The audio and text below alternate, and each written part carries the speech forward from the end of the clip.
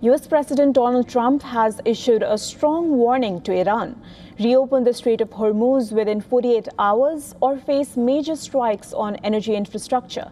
This comes as the war in the region sharply escalates with fresh missile attacks and rising global tensions. In a post on Truth Social, Trump said, and I'm quoting, "If Iran doesn't fully open without threat the Strait of Hormuz within 48 hours from this exact point in time, the United States of America will hit and obliterate their various power plants, starting with the biggest one first." Thank you for your attention to this matter.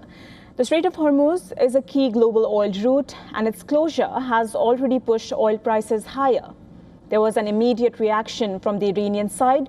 Iranian military's operational command, Khatam al-Anbiya, said, and I quote it again, "If Iran's fuel and energy infrastructure is violated by the enemy, all energy, information technology and desalination infrastructure belonging to the US and the regime in the region will be targeted."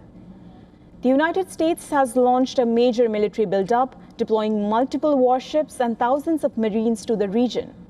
Amphibious assault ships like the USS Tripoli and USS Boxer, carrying over 2,000 troops each, are moving toward the Gulf, signaling possible ground operations. The US has also intensified air and naval strikes to weaken Iran's ability to control the strait, destroying vessels, drones, and mine-laying systems. On the other hand, Kharg Island has emerged as a critical flashpoint in the conflict as it handles the majority of Iran's oil exports. The US has already carried out large-scale airstrikes on military targets there and is now considering a possible ground operation or even taking control of the island. With US Marines and warships moving closer, Kharg is being seen as a strategic lever to pressure Iran into reopening the Strait of Hormuz. According to a United Kingdom Maritime Trade Operations report, the maritime threat across the Arabian Gulf and the Strait of Hormuz remains critical, with over 20 incidents reported since February 28. Shipping traffic has largely declined, with just one vessel recorded in the past 24 hours versus the usual 138 daily transits. While no new attacks were reported, authorities warn of continued risks, urging vessels to remain alert in one of the world's most vital energy corridors.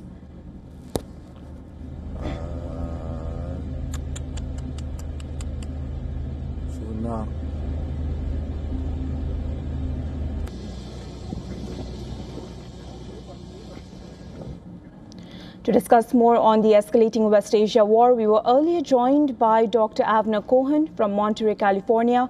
He's a professor of non-proliferation and terrorism studies at Middlebury Institute. Listen in to what he had to say. It's difficult to say. You're right that in the last two attacks, Israeli air defense simply failed. Israel acknowledged that its interceptor, for some reason, which is going to be investigated, did not take its action. The result was two hits in two towns, not too far from one another, with essentially nearly 200 casualties. My understanding, no death so far in the counting, but about 200 injured and huge destruction so far in comparison to what we've done before. It also should be noted that so far the damage in Israel, especially in comparison with what happened in Iran itself, is very, very minor. Israel lost a very small number of people, a few tens of people who were, casualties in injury and the like. But essentially, there is not that much damage. What happened today in Arad and Dimona is quite different. And obviously, it's one of the toughest days for Israel. So we'll see what will happen.